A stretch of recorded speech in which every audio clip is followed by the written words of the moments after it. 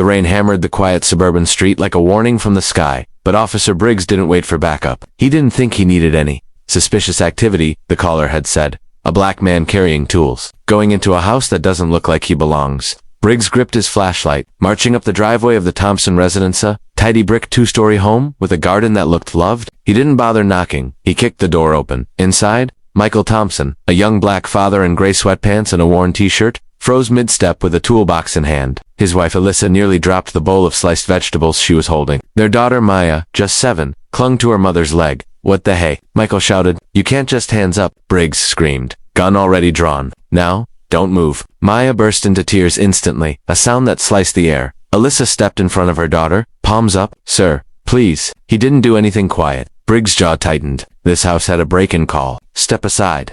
Michael's chest rose and fell sharply. "This is my home." "Sure it is," Briggs muttered. "ID no." Michael swallowed hard. "My wallet's on the counter. I'm going to reach for it. Don't move." Briggs pressed forward, gun raised.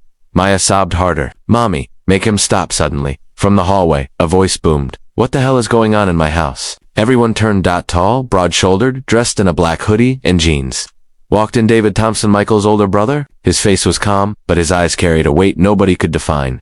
Briggs swung the gun toward him. "You Hans, where I can see them." "Who are you?" David didn't raise his hands. He simply tilted his head, watching the officer with an expression that made Briggs step backward without understanding why. "You broke into my home," David said quietly, "with no warrant. In front of a child?" Briggs' voice wavered. "I have received a call." "Suspicious? Suspicious?" David repeated. "You mean black?" Michael whispered. "David, it's fine. Just don't make it worse." "No," David said. "Enough is enough." His voice was calm, but the air shifted. Then Briggs' flashlight beam swept across the kitchen counter. And that's when everything changed. There, lying beside a stack of letters and car keys, was a dark leather badge case. The flap was open. The emblem inside gleamed silver and unmistakable. "National Security Agency Deputy Counterintelligence Director," Briggs blinked, unable to breathe. This man, this suspicious black man, wasn't just a federal agent. He was one of the highest-ranking intelligence officers in the country. David saw the officer's face drain of color. He didn't smile. He didn't gloat. He just stepped forward and picked up his badge slowly, letting the metal catch the light. "Read it," he said. Briggs stammered. I didn't. You didn't." "What?" David's voice was soft but lethal. "Didn't think, didn't check, didn't remember the law." The room buzzed with raw electric tension. Maya's cries softened, but her hands stayed clutched in her mother's dress. Michael exhaled shakily. "David, please." But David didn't raise his voice. He didn't shout. He simply walked closer until Briggs had no choice but to back up into the wall. "You invaded a home," David said. "Threatened an unarmed man. Traumatized a child, all without a warrant." Briggs didn't blink. Couldn't blink. David lowered his badge. "You've made a very big mistake." Alyssa stepped between them suddenly. "David, wait. I don't want trouble. We just want to feel safe. Please." Her voice trembled. She wasn't defending the officer. She was begging her brother-in-law not to unleash something irreversible. David looked at her, then at Maya's frightened eyes. Something inside him shifted. He took in a long, controlled breath. "Officer Briggs?" he said quietly. "Tell me something. Why did you assume my brother didn't belong here?" Briggs swallowed hard. I got a call from a neighbor, and you didn't think to knock first. You didn't think to ask. You didn't think to look at the family pictures on the wall you just barged past." Briggs opened his mouth, but nothing came out. David stepped back. "Holster your weapon." Briggs obeyed instantly, hands shaking so badly they barely found the holster. Michael put an arm around Maya, hugging her close. Alyssa wiped her daughter's tears. David walked to the door and pointed outward. "Get out." Briggs almost ran onto the porch, but David wasn't done. "You will come back tomorrow," he said. "In uniform, without your gun, and you will apologize to my family properly." Briggs nodded rapidly. Yes, sir, of course. "And you will report the neighbor who made that false call." Another nod. Yes, sir." "And then," David said, voice like steel wrapped in velvet, "you and I are going to have a meeting with the chief. You're going to explain exactly how this happened." Briggs' throat bobbed. "Yes, sir." David shut the door without another word. Inside the house, silence hovered like dust. Michael finally exhaled. "Man, I thought something terrible was about to happen."